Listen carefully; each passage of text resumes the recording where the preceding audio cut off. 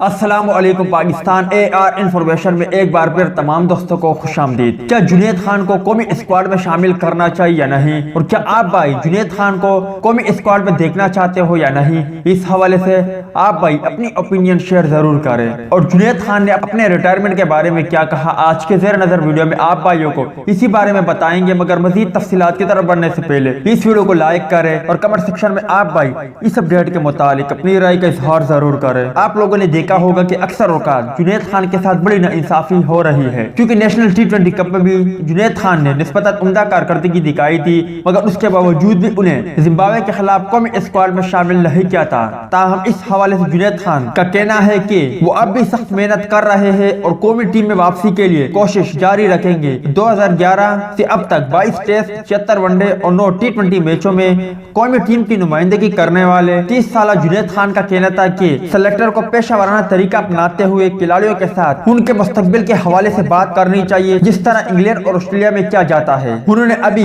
کسی فارمیٹ کو چھوڑنے کا نہیں سوچا اور اس لیے پہلے ٹی20 کپ کھیلا اور اب قائد اعظم ٹرافی کھیل رہے ہیں تاکہ قومی ٹیم میں واپسی کر سکے۔ یاد رہے کہ گزشتہ سال ورلڈ کپ 2019 کے اسکواڈ میں شامل نہ کرنے پر بطور احتجاج جنید خان نے اپنی ایک تصویر سوشل میڈیا پر پوسٹ کی تھی جس میں ان کے منہ پر ٹیپ لگائی ہوئی تھی، لیکن بعد میں انہوں نے وہ تصویر ڈیلیٹ کر دی تھی۔ تاہم اپنے ریٹائرمنٹ کے حوالے سے جنید خان کا کہنا تھا کہ جب پتہ چل جائے گا کہ قومی ٹیم میں میری واپسی اب مشکل ہے تو تب میں ریٹائرمنٹ کا اعلان کر دوں گا۔ دوستو یہ تھی جنید خان کے حوالے سے کچھ اپڈیٹ۔ ویڈیو اچھی لگی ہو تو لائک کریں، بری لگی ہو تو ڈس لائک کریں۔ ملتے ہیں کسی نیکسٹ ویڈیو میں، تب تک کے لیے اجازت دیجیے، اللہ حافظ۔